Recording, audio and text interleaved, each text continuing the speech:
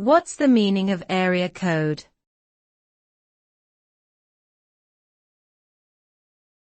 Area code.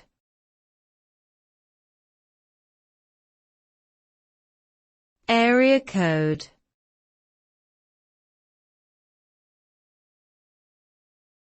Area code.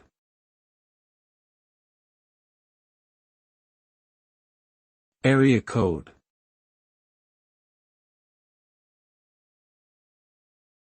An area code is a sequence of digits that is used to identify a specific geographic location in a telephone network.